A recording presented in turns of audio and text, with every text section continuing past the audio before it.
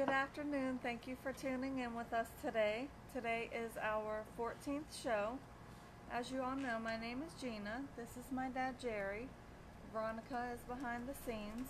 And we have a special guest, Gramis Mertezi. Yes. Very happy to be here. Thank you. We're glad to have you. Gramis specializes in high-flying varieties. Him and Jerry will be talking about all that. And we always ask what you would like to see on the show, and you asked to see different varieties of pigeons, so that's what we have for you. As you can see behind us, we have different types of pigeons, different sizes, different colors, and so that's what we'll be talking about today. This is our first attempt at doing a show at a different site, so bear with us if we have any difficulties. Just type in the comments and let us know if there's any problems. If they can't hear us, because for some reason we've had a problem, we Right. don't know why. Well, a lot of times, most people, if you log on to a computer, you don't have no problems hearing us. But most of the problem is when you log on to your phone. That's when people can't hear us. I'm not sure why that is, but if you're on your phone and you can't hear us, maybe try getting on a laptop or iPad or something like that, and you'll be able to hear us better. Before we get into the show, we have a few questions that were sent in prior, so we're going to go over those first. My first question is from Frederick Peter. I have some late hatch homing pigeons that will be ready to let out of the coop by the middle of next week. Several people recommended that you should do this in the afternoon. One person recommends do not feed them the night before or in the morning so that they are very hungry. Do you feel that this would be okay to do? You're a great reader, Gina. Thank you. I read something like that and I stumble all over it. In fact, some of the folks know I used to be on the radio, and they would give me a script, and I just could not read a script without stumbling all over it. So they finally said, well, here's what we want you to talk about, and they put me in front of the microphone, and it'd be great. But to read, I'm impressed. You went right through that. Well, Gramis, certainly I say thank you for coming. He's an old friend, and we talk pigeons a lot. Rarely a week goes by where he doesn't stop in the store from the Pittsburgh area. We learn a lot of stuff together because Gramis, well, how many languages do you speak, Gramis? 5. What are your languages? Well, I speak Albanian, my own language, and then I speak Serbo-Croatian, Macedonian. Speak up, please. I speak Serbo-Croatian, Macedonian, German also, and definitely I understand Bosnian, which is similar to Serbo-Croatian, and there is a lot of fanciers from over the seas, from Bosnia, from Macedonia, from Serbia, from Albania, that they keep high flyers and different varieties of birds. And definitely if they have any questions about their health, about medication, about anything, even if they don't speak English, they can type their questions and we will be more than happy to answer all of them. And the question about training his birds and so forth? Well, first he has to teach them how to trap. The trap door is the main thing. So you leave them hungry and you teach them how to trap. And then after that you move to a next step, which is leaving them outside. And especially for the homers, they have a lot of power on their wings. So what I do personally, I take a big bucket of water and add shampoo, and I put the birds in the water, so make them heavy and wet, and leave them outside so they can't fly for 3-4 hours until they dry out. So that will give them enough time to see the area, and so you don't have any losses. Yeah, I pretty much agree with what Gramis says. The idea with the shampoo is something I've never tried, but it certainly does seem to make sense. But the key is you just can't let your birds out. First of all, you need an aviary. You put your birds outside gently placing them outside. It might take you a week or 10 days. You put them outside, you close the bobs or the trap that are hanging down, and those baby pigeons have to figure out how to get back into the loft. If you don't teach them that, and you let them fly, when they do come down back onto the landing board and the trap's closed, they won't know what to do. So what you first have to do is, as Grandma says, teach them the trap, and the way you do that, put them outside, close the trap, and keep them, they have to be hungry. Or if you've trained them, like a lot of people do, to sound every time you feed your birds, you blow a whistle or shake a can, those young babies, by the time you put them outside to learn to come through a trap, they'll recognize that sound. It'll be much easier. But don't let them go until they can trap. Then you remove the aviary, and as Grandma stated, put some, should we advertise maybe Dove? True, yeah. something in the drink, in the water itself. Dip them in, put them out there. When they fly, they're not going to be able to fly much the first day or so. Best time to do it, and to let your birds out, it's part of the question. We both agreed in talking about it, morning is always best. So you give them enough time, even if they fly around, you give them enough time to make it home. Okay. If you want to follow up with that question, you're more than welcome to email.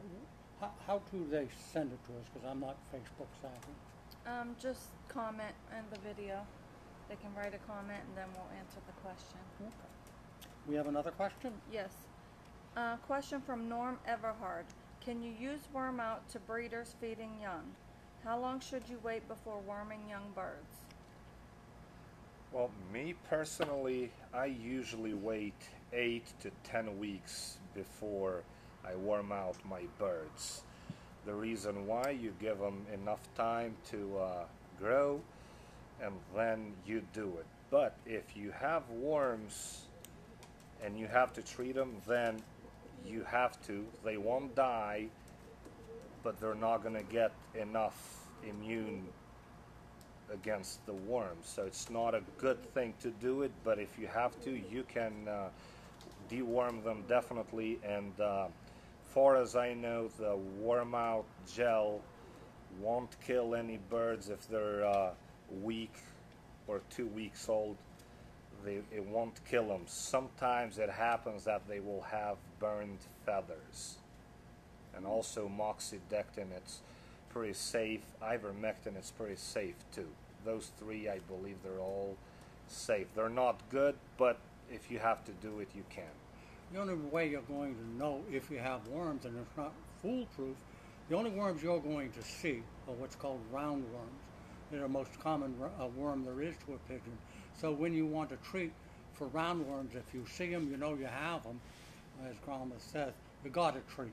Or the roundworms themselves over a fairly short period of time will kill those young ones.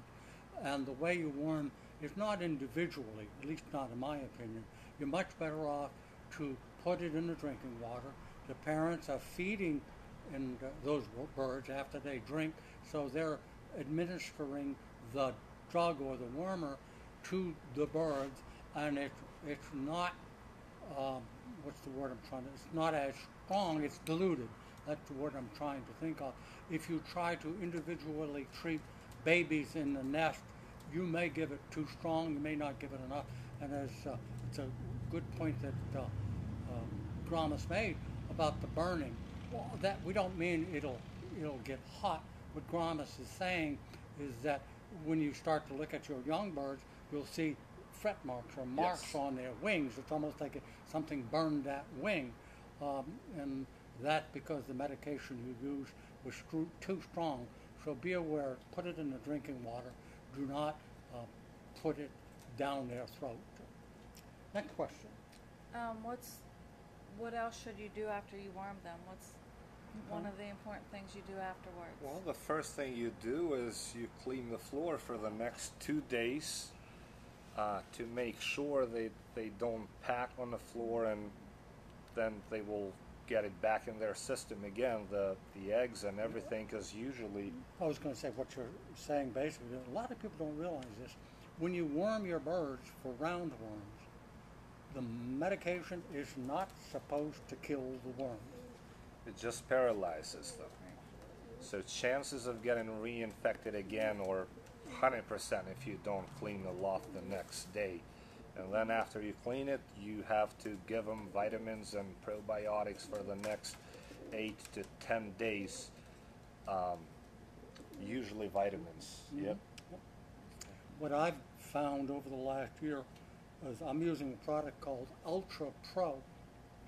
And I really wasn't giving much thought to it, but I give my birds Ultra Pro 6 days a week, sometimes 7 days a week. But Sunday's the only day I might stop it, but doesn't mean I have to. It's just a habit.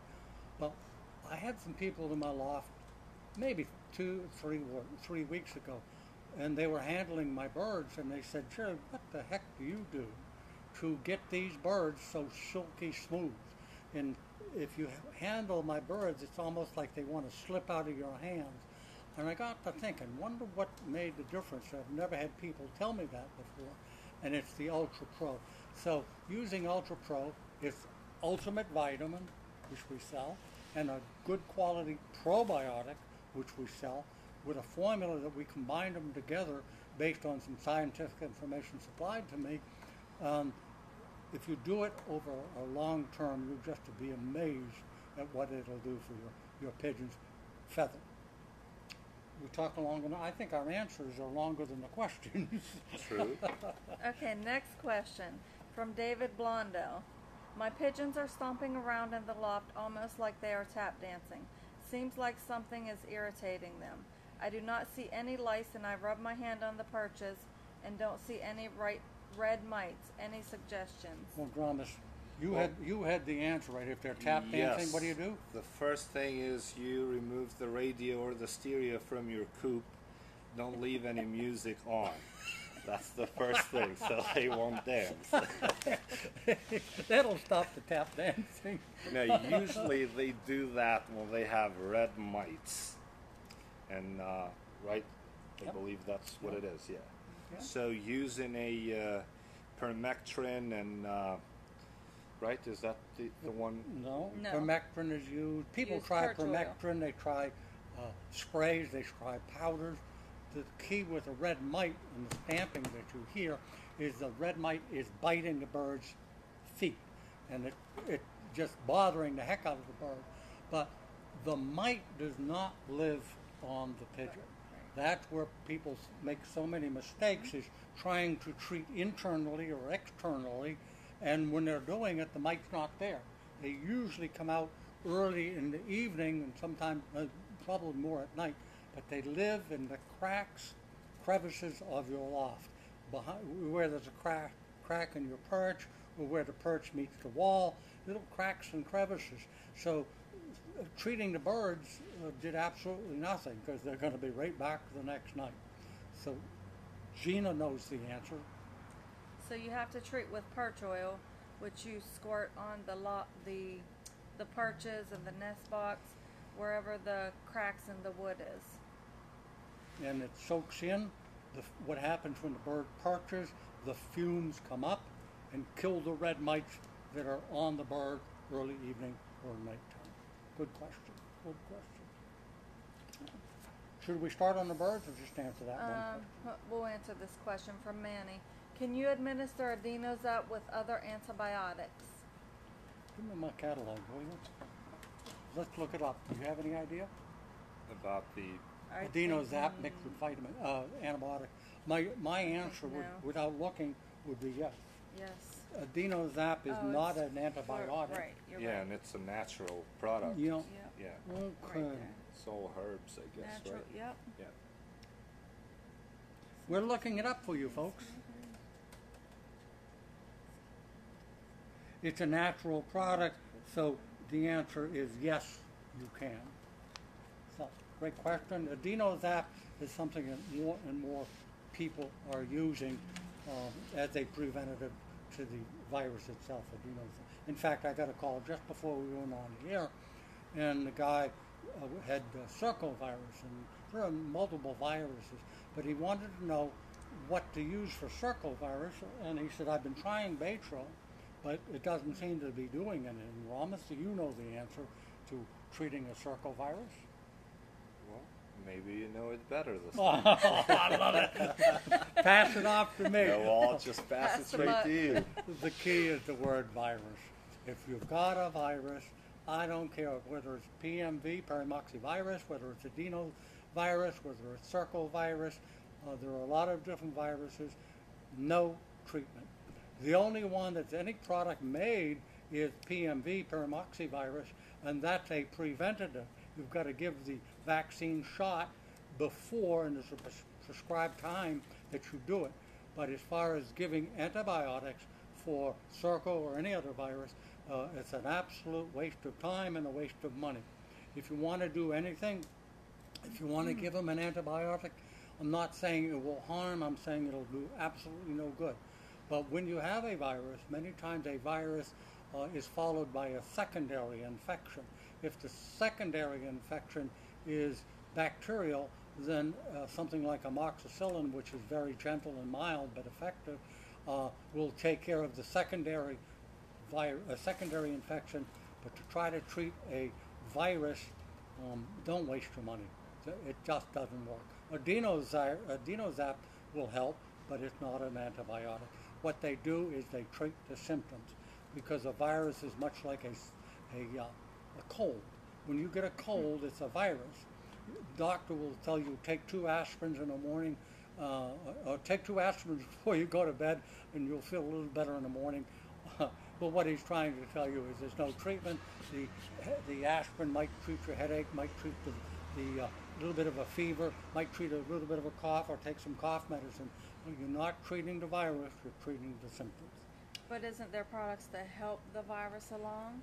Nutri-Drops, I believe. Nutri-Drops, The best Viramune? thing is if you guys have any virus in your loft and the antibiotic's not working, the best thing is just to put them on a Nutri-Drops, and we've had very good results lately with it. Yeah, a lot of people swear by it, and it's pretty good. I use it a lot. I've never had any sick birds in my loft.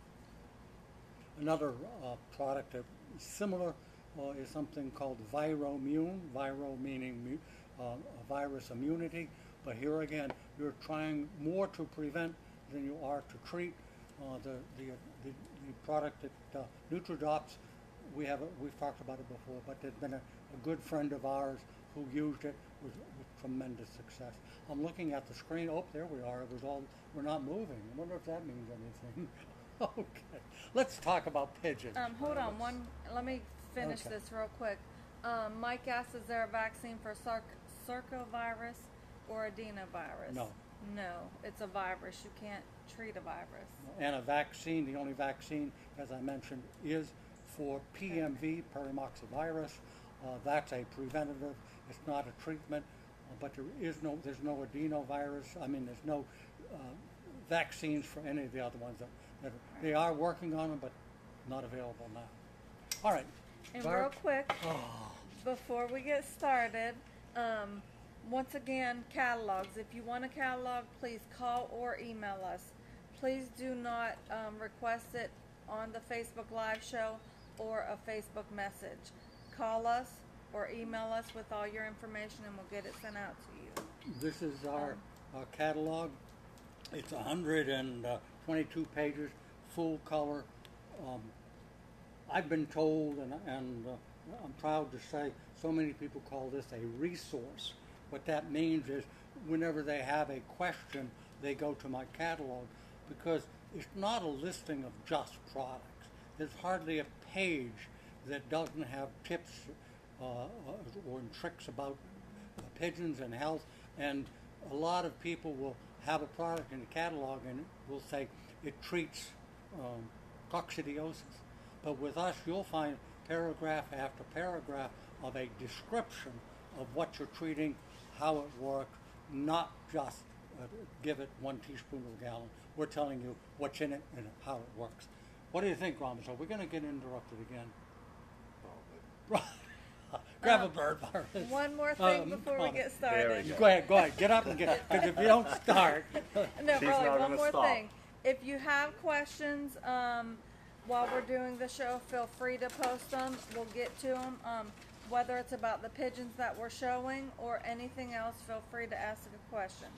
Now you can start. Okay, but you didn't tell them that the shows are always, after we're done with the show, they go, why don't you tell them they can watch all of our past shows? He was in such a hurry. So all of our shows that we have done are all posted on our website. So feel free to go back and look at any of the shows, and this one will be posted once we're done as well. Grandma, let me talk about this bird. What is Maybe it? you get a basket, and when we're done talking about that particular bird, we'll put it right in the basket. What is that? Okay. This is not the, don't have to look this one up. Oh, okay. I brought in 5 or 6 of my young racing homers, and the reason I did that is there's a lot of confusion. Even today, Gramis and I were talking about colors, and he had a different name for this. He called this a red bar, but in the nomenclature of, generally speaking, of the whole United States, this is called a silver. It's much like a blue bar, but being a silver, as you can see, the color itself is not dark on blue. It's like a reddish color on a tan background. So this is called a silver. Hope you can see, and I'm rough handling the bird trying to hold it for you, but that's what a silver looks like. But I wanted to point something else out. We may not be able to pick it up on the show, but when you have a young bird, one of the few things you can do to sex a pigeon is when you get into silvers, is you look at their tail or sometimes their wing. You won't be able to see it, I don't think. But when you have a silver like this, you'll look on their tail and there'll be some little black specks. It's called ticking. This bird has it. This is a cock bird. 99% of the time, if you pick up a racing homer and it's a silver and it's got some ticking black specks here, you've got a cock bird. Okay, that's Okay, one. and, this is a tippler, high-flying I called it a tippler. racing homer, and I Oh, apologize. Go ahead. no. So this is a tippler from Jack Bowden. They're known to fly on kits of 3 to 5 birds, and they can fly up to 20 to 22 hours. There is a record up to 22 hours on flying tipplers. And Didn't you have them fly through the night for you? yes, I did have a bird that Jerry gifted to me a couple years ago, a grizzle tippler that did fly over 20 hours, and this is from that same family. Mm-hmm. They're very, very smart birds. They fly, they go up in pins, and then sometimes they stay up there for like 3-4 hours, and then they come down for 3-4 hours. They almost hit your roof, but they are known to fly for between 15 and 22 hours. And it's important because people, when I used to sell people with tipplers, people would call me and want me to guarantee that they're going to fly 6, 10, 12 hours. You can't do it because it's just like racing homers. You don't know what you got until you fly them. So with tipplers, just because they're tipplers doesn't mean they're going to fly through the night. Rama spends a lot of time with his birds, and culls gets rid of, I'm not saying kill because he can't kill, but gets rid of the birds that don't meet his standard, and over a period of years, Ollie's got our birds that'll fly that, but he did it, he trained them to do that through a process of training, culling, training. All right, let's grab another bird before Gina interrupts us again. True.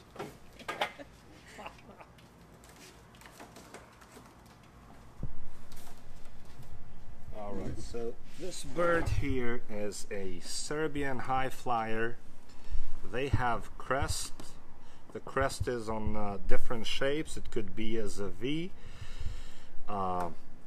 This particular bird was gifted to me by the best breeder in United States. The guy came from overseas, and his name is Mihailo Martinovic. He has the best Serbian high flyers I would believe in the world, because the guy went and bought not just the good birds, but the best birds ever. This particular breed could fly up to 14, 15 hours. They can also fly overnight at a lot of times if the weather is pretty good, but the way people raise them, they have to come down at before it gets dark. So usually they leave them out at 5 a.m. in the morning, and they should fly all day long, and they're known to fly out of sight for 60 to 70% of their flying times. They would fly out of sight, that you Do they can't all see have them. pearl eyes? I noticed. Yes. That's a pearl. Okay. Pearl eyes. Yeah, they come in different colors, but definitely the best colors are the blue boars and checks. Not just the best color, but like the best bird. And Just like racing numbers. yes, The best birds are almost always so blue yeah, bars and blue checks. this particular one, his father had probably 15 or 20 first places in Serbia somewhere, and the mom the same thing. So it's from the best flying family. Okay. If you have questions on a particular breed, we do invite you to call us, and if you need more information, we're here. And want to get another one, Gromish? But in talking about it, some of these birds Gromish brought in, some I brought in, and some a good friend of ours who happens to be our UPS driver, Brian Fuller, he brought in a bunch of birds for us. So we have a lot of birds to talk about. But if you want more information or want to contact the owner, you get a hold of us at Foy's, either Gina or myself. Gina, there's my main accent. Gina, if Gina gets your she'll get the information and get back to you. Okay. This one is a roller. Yep, they're called bald head rollers in this particular case. Yes, they are high flyers too, but they love to roll. Sometimes they can roll up to how many feet? 20 feet or more. 20 feet or more. They can fly up to 7 or 8 hours. Usually the Northern American high flying rollers, they are known to fly the most. Well, there's so many rollers. There are so many different strains, and what Gina is doing is she's opening the encyclopedia that we brought, and if we can give you a little bit more background as to where they originated and that kind of thing. But I do know the Birmingham roller is pretty much the main strain of rollers in the United States. There are some that are called Red Hot. There are some that are called Pensum rollers. There are other strains, but Birmingham, England is where Bill Pensum came from, and Bill brought rollers to us and settled in California, and for a long period of time they were the best rollers in the world, and now people still fly Pensums. In fact, a good friend of mine passed away last year. He was the last of the greats of the Pensums. He never ever broke the strain, but he's now gone. But Birmingham rollers are, like I say, are the dominant strain, although there's breakdowns of the strains. And some people may disagree with me, because some I just absolutely know, but it's my belief that most of the rollers, if you want to call them Birmingham in the United States, are English. Okay. Do you want to add anything to it? No. Okay. Another bird, sir? Sure. I'd get up and do it, Gromus, but it just seems that's fine. so convenient for you. Yep. Okay, well, on this particular bird, there is a little bit of discussion Yes. between Gromus and I as to what this bird is.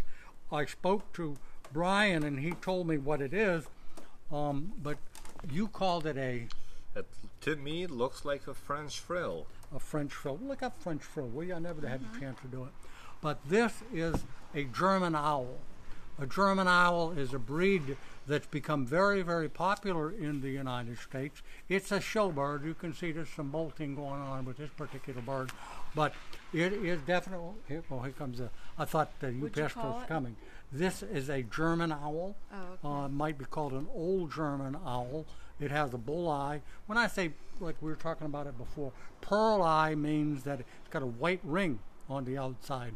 A bull eye, if you look really close, you can see it. I'm not sure you can see it on camera, but a bull eye looks almost dark brown or black to you, and that's called a bull. This bird has a medium face. which means medium, it can feed its own young ones. If you get much shorter than this, like you get in satin nets, they can't feed their young ones. A lot of people raise these. As you can see, there's a small frill on its chest, and it's booted. Booted means that it's not a muff, but it does have feathers all the way down to its toes. German owls are great pigeons. You can fly them, good breeders, and very, very popular in the United States right now. That's Brian Fuller's, one of Brian Fuller's birds. Is that it right there? That's the German owl, yeah. What's the origin? I'll bet it says Germany. It does. Okay. All right, and here you got a Mookie, right? You want to talk about a Mookie? No, you do. No. All right, Mookie is, once again, a Mookie is a showbird. You can see it has not a crest, not a crown. What would you call that? Comes to a point, like some of your high flyers do. Yes. But it's not crested, but it does have the feathering on the back. This is definitely a long-faced bird. Fly, so this would be a great breeder. In fact, I think some people use them as what we call foster parents. But it's a flying variety. This happens to be cream. Cream meaning it's not dark brown, it's very, very light brown. Am I moving the bird around too much? What are you laughing at, Veronica? Peak-like crest. Huh? Peak-like crest. Peak, I like that. All right, the peak-like crest. But I wish I could show you. Ramos, when we're done, we'll put the bird right behind us. A Mookie is known for shivering. So when it's calm, it'll be shivering, but that's the nature of the bird itself. So this is what's called a Mookie. Okay, oh, thank you. Comes from India. An Indian pigeon. Okay, what's good. India. All right. Now, here again, Gramos and I had a discussion about this. This doesn't have a crest. It doesn't have, what you call it, gentlemen, a peak? You had a good word for it. You'll find. Peak-like crest. Okay, peak-like crest. This is a pretty pigeon. People come into my loft, look at that nice frill, medium, so it's able to feed its own young, medium brill. A bull eye. This is a crossbreed. You might want to call it, what do you call it? A mongrel. The racing pigeon people raise these, and they call them satinettes. It's not a satinet. This is generally a cross between satinettes and racing homers. And people use them as what we call droppers, meaning they train this bird to come in immediately. If they throw it up in the air, this bird is trained to land right on the board and run in again. And they use them on race day because pigeons by nature are followers. So in order to save time, because flying and racing pigeons is a matter of seconds. So they throw this bird in. The birds that are coming home or birds coming home sees this bird in the air, sees it hit the board and go right in, and that's what they hope the birds that are returning home from a race will do. So they call them droppers because they want them to fly a little bit and drop right back in. So, but they are pretty birds. People want to come in. People come in and buy them from me, but I tell them now, don't. This is not a pure breed. The next one that comes out might look different than this one. So it's a dropper, right, Gramos? Yes. I've got you convinced. It's a dropper, yeah.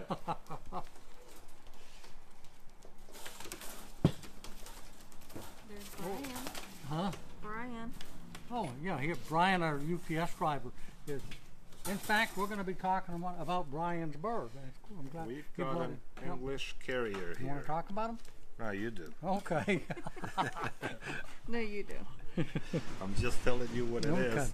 It's a You do the clean-legged talking. bird. You can see no feathers, no boots, no nothing. Oh, that's How you not doing? him. Good. Now this is called an English carrier. A lot of people think it's an ugly bird because it's big, it's leggy, has a long neck, it has this wattle on its nose. See how big that is? And the bigger the better. It has a sear around its eye, which is pronounced much more so than most pigeons. And being, I wish I could stand it, but we'll put it behind us. But it stands tall. The English carrier fact, you knew where it came from, didn't you? You know a little bit of the background? Well, the name will tell you.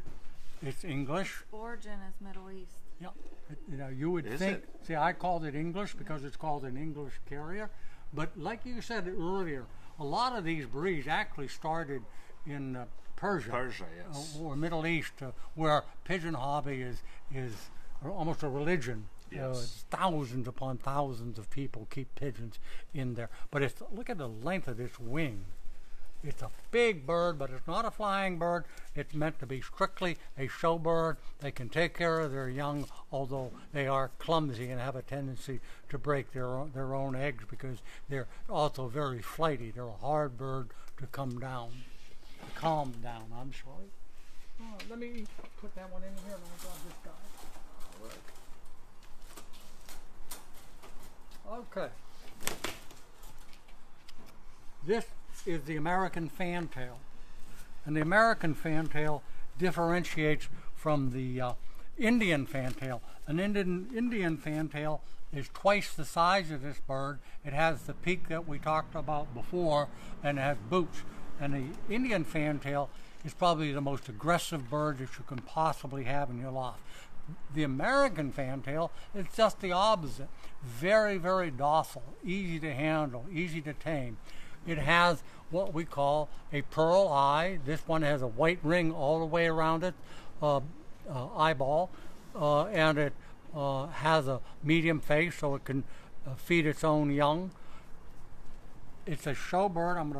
Probably going to fly, but generally they're very, very common. Now, understand now, this bird is a show bird, but hasn't been prepared for the show. I better not let it go. Next thing it'll do is poop on me. But if you go on a race American fantails and you want to show them, it isn't just having the best birds trying to hold it steady.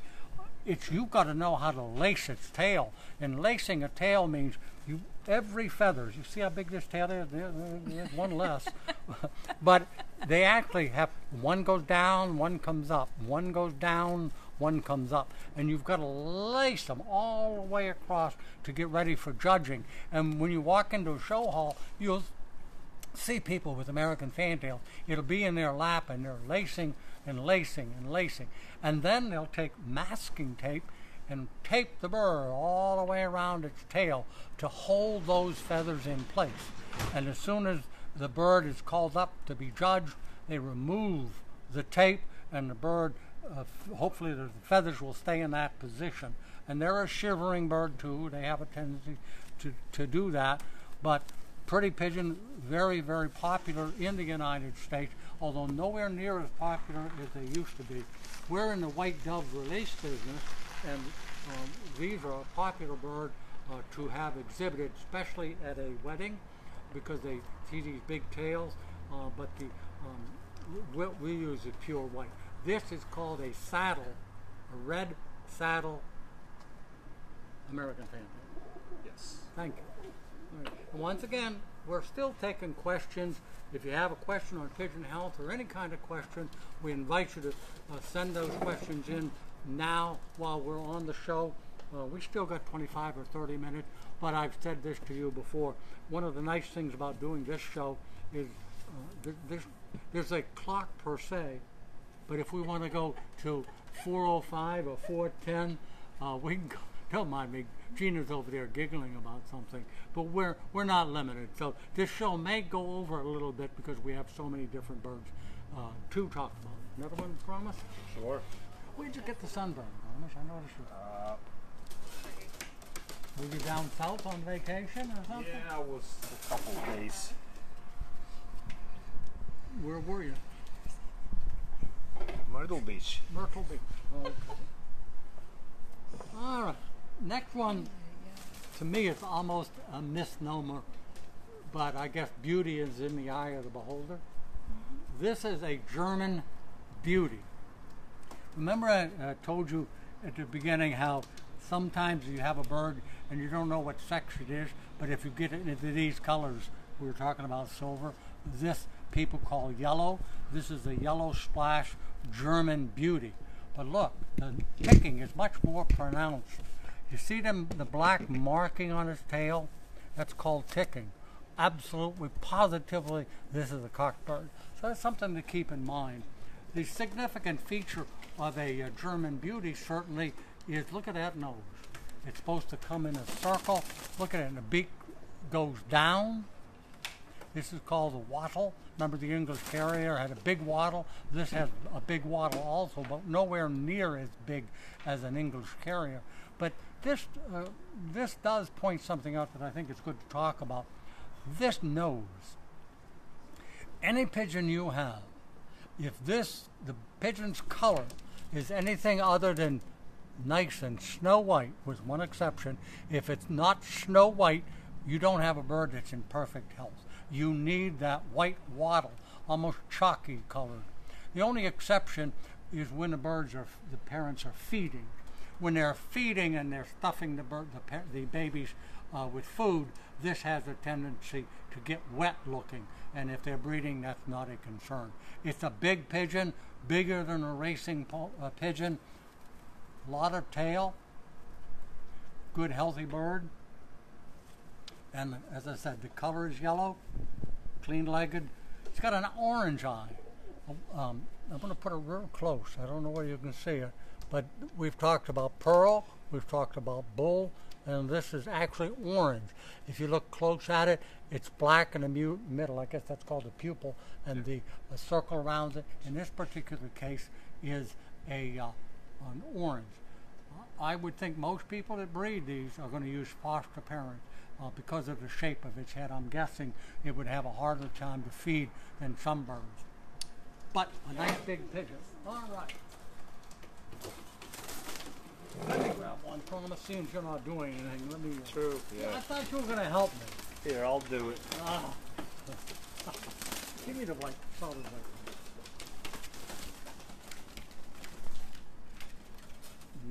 Then get a young racing homer. Ready? Can I ask a question real quick? Yes, you may. From David, what do you think of white flights for young bird racing? I don't understand the question. What do you think of white flights? Do you mean, do I like them? I have no preference. It's very, very common on a colored bird to have white flights. Let me see if we have one. What? White flight. Well, that's white flight.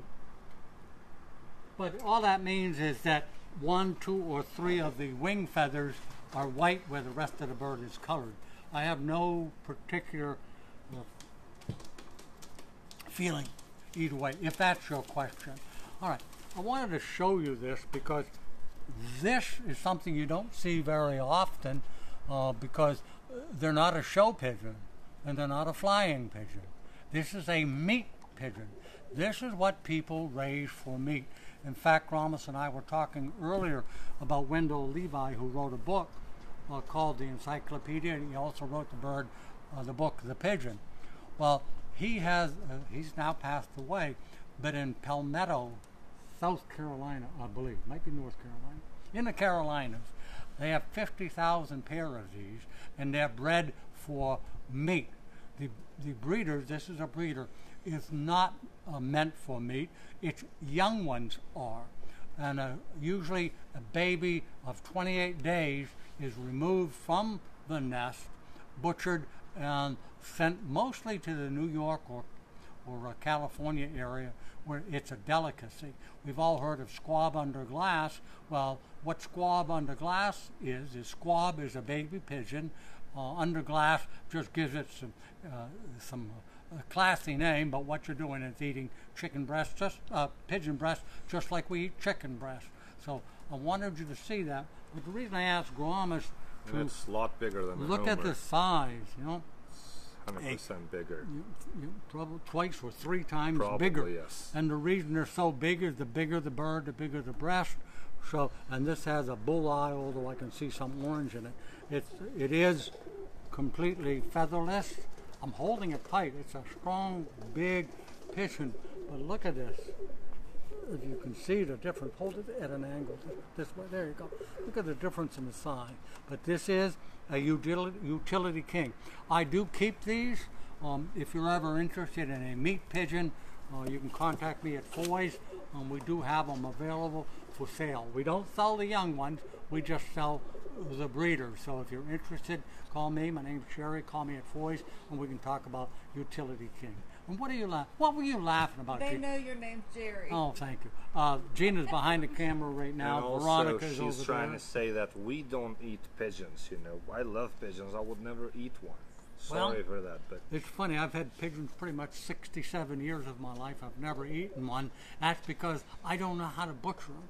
If you've got Utility King and you know how to butcher it, freeze a couple of breasts for me, send them frozen. I'll pay for the shipping. I'd love to try them. I think they'd be good eating.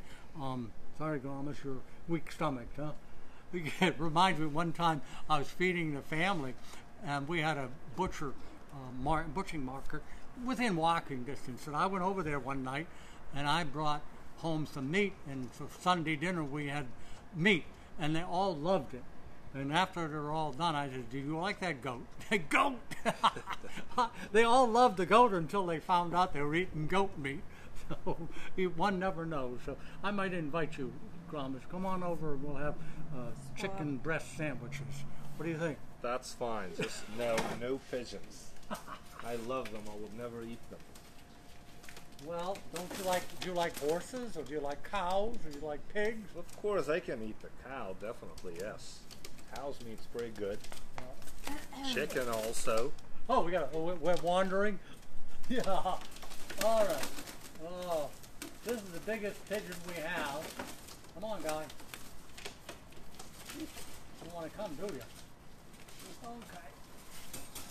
When this one was brought to me by Bruce Fuller, this is a big pigeon.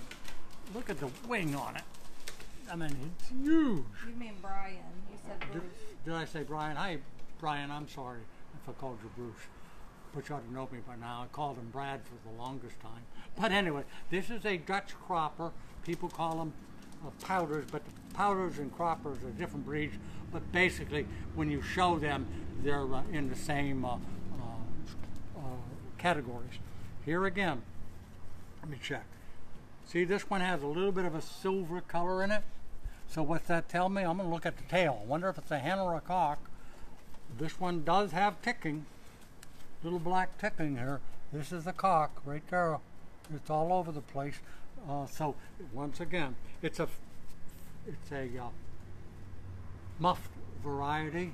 Now, keep in mind, these birds brought in by Brian are not prepared for show. It's during breeding season, so you don't spend as much time trying to clean them. But look at the massive head on this bird. A little bit on the flat side, black beak, orange-eyed.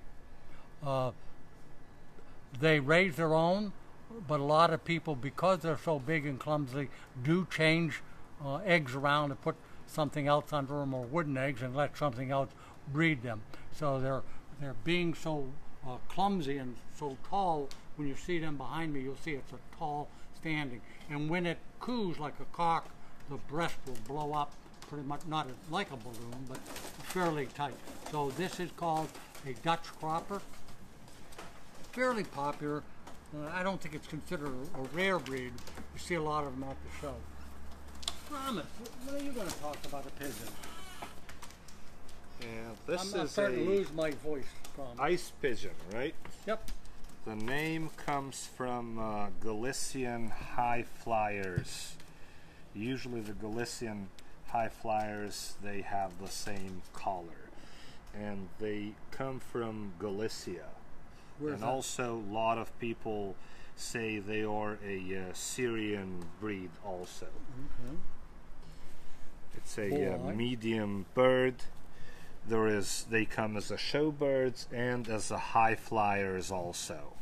But the high flyers, few of them, they are crested. They have a crest also. Now this coloring, if you haven't seen it before, this is called spangled. It's not checker, it's called spangled, which is just good. Look at a beautiful wing on that bird. And how can you tell if this is cock or female? Let's Is see. this a trick question, Ramos? I'm asking you. Well, the only way I know, it's a cock bird. How do you know that? Well, I'm looking for the ticking. It's right here. It's hard for the folks to see. Right here. Right here. Do you have an answer? See the ticking? Yes. Right there? Do blue boars have tickets? No. No. No. But the other way, a lot of people handle the bird and they feel the vent. And you feel that. To me, it feels like a cockbird, very, very tight. Yep. Usually a hen, the vent is separated where they've laid the egg, and a cockbird does not. It's very, very tight. Would you guess that to be in a cock? Yes. Oh, I knew it. I just asked you. How did you know? Experience, huh? Yep. Veronica's got to be happy we're not doing this show in her office. We have feathers everywhere, on the floor, on the table. Woo! Okay, and the next bird, short face. Jerry, you want to talk about it? Medium face. Medium face. Yeah. That's a medium-faced helmet. If I'm not mistaken, helmet is a German breed. Would you think? Yes. Okay. It's a show bird. This is called the yellow. And the helmet, most people think of helmets as having a crest, which Those is... are called nuns, right? Yeah. Yep. Well, no. There is a crested helmet. Oh, is it? You know, Okay. crested. And this is a plain-headed, and this is also medium-faced. There's short-faced where they can't even feed their own young, but helmets popular in the United States. There are helmets clubs and so forth. It's got the pearl eye, which is the white ring. That bird's clean-legged, right? Yes. Yep. So once again, a pretty bird. They all have white markings, but as Gramus mentioned, the nun, they basically look the same. They have the coloring where their tail is one color, their head is another color, but the nun has a full bib. It's colored all the way around its chest and all the way around its head, where a helmet, it's almost like it's put a helmet on its head. It's just that area. If it goes down much further, it would be disqualified. So that's a medium-faced helmet. In fact, I have a pair of those. I mentioned they're for sale only because they were donated to an auction for the National Pigeon Association Legacy Fund Trust. A gentleman bid on them, but when the auction was over, the man must have went home. So I brought the bird home. The birds, I have a mated pair. If you're interested, I have them for sale. And if you buy them, the money goes to the Legacy Fund Trust of the National Pigeon Association. Now that one, a bit of a mystery. Yes. I have never ever seen anything like this. Okay. To the best of my knowledge, and I did some research on this bird, not today, but a while back, because Brian, who owns the bird, didn't know what it was either. He sent me a picture. And I did a lot of research, and the best I could come up with. And if you're watching this show, maybe you can help us out. We're not sure, but the best I could come up with was it's a Ritterhorn. Just in looking at it, it has to be a flying breed. Well, I mean, it kind of shakes the head just like Mookie's. Yeah, it's got a little bit of a vibration, and it's got a longer neck than you would find on Yes. a roller or something like that. But it's got a pearl eye, nice white wattle on its nose. We're not sure what actually it is, other than research leans me towards, we've got to read at Ritterhall, and Brian Fuller didn't know for sure. So if you have any ideas as to what this breed is, love to hear from you. If you want to call Foy's, 724-843-6889, or you can email us at info@foyspetsupplies.com. Or if you want a better picture of it, I'll take it. Because I'd love to be sure what it is, and Brian would be too. You know what I'd like to talk about color. Homer's Yeah. right there. This one.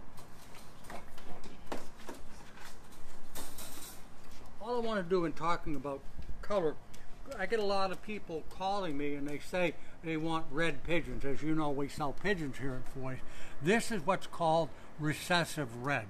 It's not true recessive red because I don't know what you can tell in the color, but the color changes as it gets closer to the body, and so does the tail. But recessive red is basically what you see right here. It's a dark red, just like the head should be, nice wattle. And there's a healthy pigeon. You know, just looking at it, you can tell. Bright-eyed with a nice white wattle. A lot of people, especially beginners, call me and they want the bird that has the green on its breast, and they say, hey, do you have any of those green pigeons? You may not believe it, but that's not green. It is iridescent green, which just means the color is so dark, if you were to pluck this feather and look at it, it would not be green. It's red like this, but it's so dark, it reflects light, and you get that green iridescence. Did you know that? Yeah, I did. I knew you knew that. Okay. My goodness. We're just about done, aren't we, Promise? I think We talked about all kinds of birds. Well, look at, can you take a picture, Gene? This mookie. See how it's standing back in almost like a fantail. Its head going all the way back. I don't know whether you can pick it up, but it's shivering, and that's common. The mookie does that, but it's almost like it's unbalanced, like a fantail. But look at the difference. Let me show you an English terrier. How it struts. Would you get that out of there, please, Promise? Look at this English terrier. Look at how tall it stands. It stretches its neck way out. It's a big bird in comparison to this bird next to it. But English terrier, here again, just a whole different frame. Which so many times on these shows, one thing leads to another. If you look, kind of a gross topic, the droppings here are all green. The droppings here are all green. And people relate green to being sick. And if you can get it up here. What's caused the green and the water? You can see how loose the droppings are. Every one of these birds, the droppings are all loose and mushy. It's a perfect example of what stress does to a pigeon. When people buy pigeons or they'll see them in the show hall, they'll say, well, there's something wrong with that pigeon because of the green dropping. Not the case at all. When you see that, it's a direct result of stress. And when a bird is stressed, the droppings are loose. When you buy pigeons, or if I ship pigeons to you, or somebody else ships pigeons to you, when you first get them, you're going to see loose droppings. When you look inside the box, if there's shavings or something in there, it'll all look mushy and green. Don't let it bother you. That stress, as soon as the birds are quieted down and can relax a little bit, the droppings will turn back to the normal color, which means you'll have a mound of a brown, and it'll be white. The white is urine, the rest of it is feces. You know, Promise, we're pretty good at this. Yeah. We've run out of things to talk about, and we've got 3 more minutes. There's a couple questions. Oh, let's answer the questions. Here, I got one. Antonia found a pigeon in Salisbury Mills, New York. A baby pigeon. She said she has one at home already. Does she have to put it in a different room? It is in a different cage. And if yes, for how long? Well, every new bird you introduce into your loft, you should keep them on separate cage for at least, I would say at least 2 weeks in case of any sickness. Usually birds that you find them on the street, they might have canker or salmonella or something. And it's what I do if I get a new bird. I put them on a quarantine, on a little separate cage, far away from my birds, and I treat them with 4-in-1 for at least minimum of 10 days, probiotics, vitamins. Then I introduce him to the coop. Always deworm the new birds, cocci medicine, and also canker. I might add to that, if you have a single bird in the cage, especially if it's a young one, and the bird you bring in, you don't know what sex it is. If it's a male, and you put that male in with that baby, that new male bird could beat the living stuffings. Daylight. Almost to the point, almost to the point it could kill that bird. But if you, as Grandma says, number one, segregation, and let them, before you, after you've segregated for a period of time, before you introduce them, try to put the cages next to each other so that they'll accept each other. But then when you put them together, watch them carefully. Even if you can do it from a distance where the other bird, the new bird doesn't know you're there, you watch it. If it's aggressive and starts picking on the younger bird, you may never want to put it back together. As far as segregation, 2 weeks is good, Grandma, but if you bought birds and brought them in from overseas, the United States government requires a minimum of 30 days. Let's say you wanted to bring some birds in. A lot of them come in from Canada. They ship them from Europe to Canada. I just brought some birds from Europe. You can bring them from Holland or Belgium through Canada, then United States. They will stay in a quarantine in Holland for minimum of 30 days up to 45 days. They should be vaccinated before they send them to a quarantine. Then the quarantine will vaccinate them only against paramyxovirus. They will be shipped to Canada for another 45 days. Then they will bring them to the United States. Yeah. We're talking. So it usually takes about 3 to 4 months sometimes. Yep. Yeah. Do we have another question? Dave had a follow-up question. He was the one that asked, what do you think of white flights for young bird racing? His follow-up was, did they fray more than, say, a BB? Absolutely not. Only reason for fraying, especially in a young bird, is it's kept in a cage where similar to this. If these birds were left here for a month, all of their feathers would be frayed from rubbing up against the cage. So as far as a white flight fraying more, no. If you see that, something's definitely wrong, because pigeon feathers in a loft do not fray. I hope I answered that question. Okay, Scott asked, do you know the average YPM in a 500-mile race? There is no average. The reason I say that, everything, especially the longer the race, the more effect it will have, I suppose, is the wind. If the bird is flying into a headwind, in other words, wind is coming this way, the bird is going this way, it's going to be a slow race, probably under 1,000 yards per minute, because he's fighting the wind. On the flip side, if the bird is in a tailwind, you've been in airplanes, that when I fly to Florida, it always takes more time to fly down than it takes to fly back, because when we're coming back, we've got a tailwind coming out. Same with pigeons. If they're flying with a tailwind, it's pushing them. So a bird in the 500 miles, I've seen 1,300 and 1,400 yards per minute. That's fast, especially for 500. But I would think on a 500-mile race, dead calm, which is very unusual, flying 500 miles, it's going to hit wind somewhere. So you really have to know the course. You should, in today's world, you study the weather a little bit, and you'll know that if it's a headwind, slow, tailwind, fast, or somewhere in between. So there's no definite answer to that question. Jesse asked, how much are the helmets? My homers? Helmets. Oh, the helmet, $100 a pair, plus the shipping. OBO. OBO, is it? Or best offer. Oh. I paid for the birds, not a lot because the fellow didn't pick them up, but I know they're good quality helmets from a very top quality loft. If you buy them, you want to check the band. They're fighting behind me.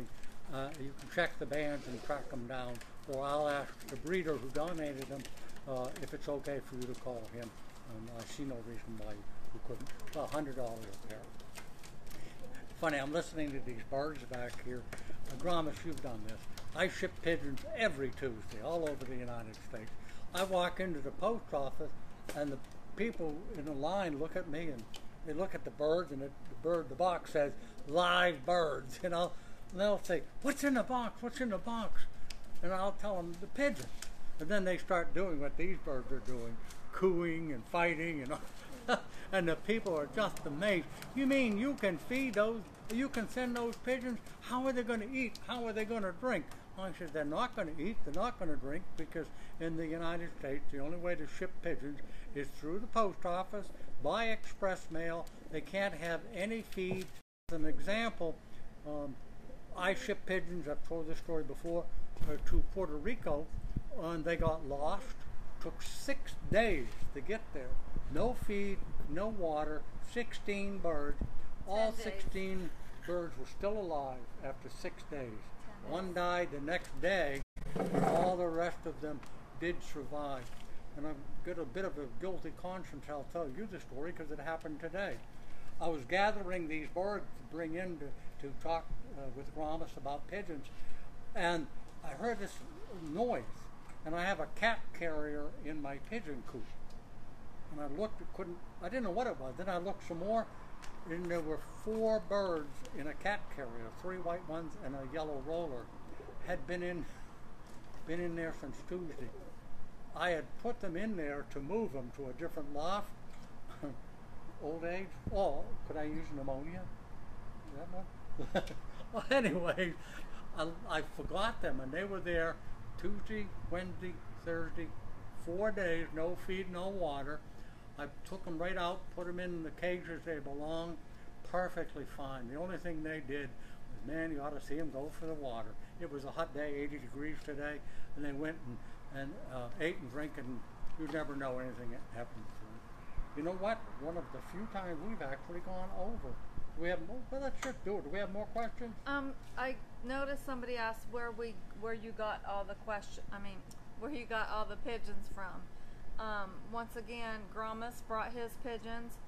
A lot of them were Jerry's, and then a lot of them were from another customer of ours, Brian. Now, if you want to contact Brian, I can give you his phone number, but I won't do it without his permission. Keep in mind, I only breed homers and rollers.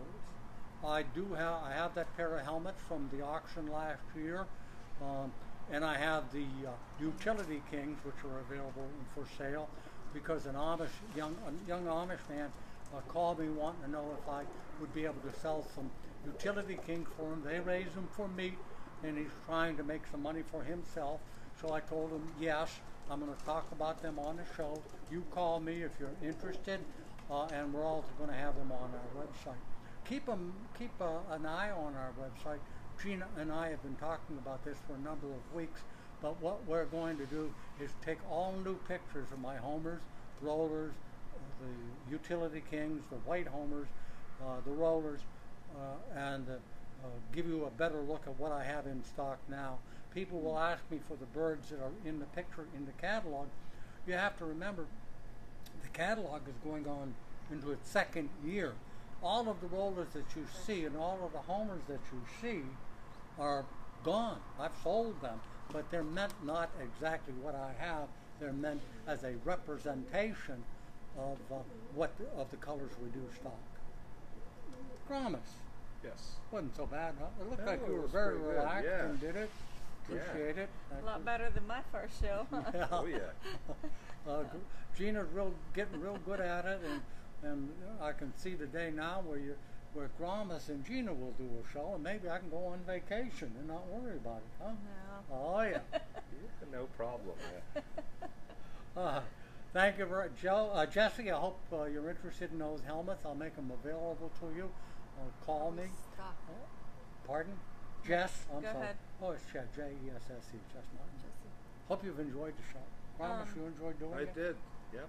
And Gina, I'm going to say goodbye. Gromus said goodbye, and Gina's going to close out the show. Once again, if you have any questions, if you would like to do us, if you would like us to do a show on a particular subject, just send us a message, call us, email us. Our next show is June 29th. Till then, have a great day. Bye. All right.